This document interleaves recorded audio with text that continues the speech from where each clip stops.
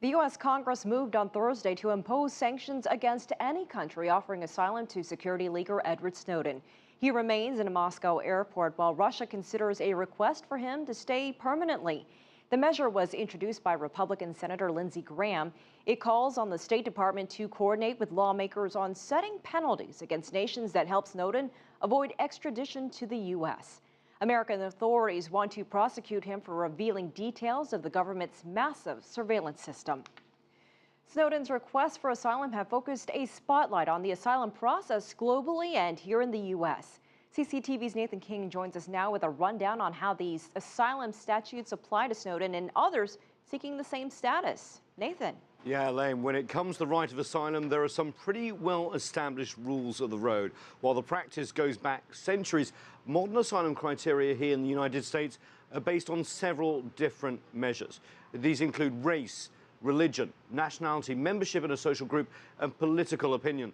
Whistleblower Edward Snowden's case would seem to fit under the political opinion, potentially breaking laws to expose a policy of a U.S. government he thought had gone too far. And while the US is using all its diplomatic muscle to try and prevent Snowden from being granted an asylum in Russia or elsewhere, it's been rather more accepting when citizens of another country apply here. Just take a look at this. In the last decade, more than 5,000 Russians have been granted asylum in the US, including citizens accused of terrorism offenses back in Russia. And when it comes to granting asylum to, say, Chinese nationals over the last decade, nearly 65,000 cases have been accepted by the US. The US State Department today, a spokesperson insisted, however, that Edward Snowden is not an asylum seeker. What we said to the Russians is what we will continue to say, that he is a U.S. citizen, accused of very serious felony charges. We're not comparing this case to any other. He needs to be returned to the United States, where he will be afforded a free and fair trial.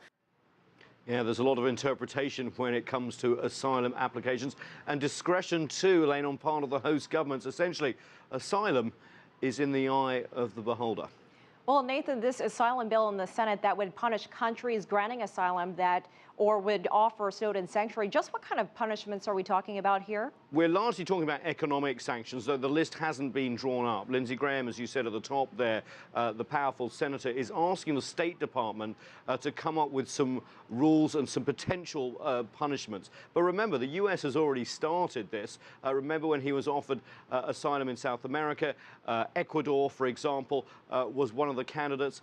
It took Vice President Joe Biden to pick up the phone and speak to the president, and suddenly the deal was off. There's a $100 million trade deal going through Congress, renewal of that. So there's lots of things they can do. But it's quite incredible, isn't it, to think that all this focus is on one man from a country that normally accepts, the United States, 50,000 or so asylum seekers every year. All right, Nathan King from our Washington newsroom, thanks for that update.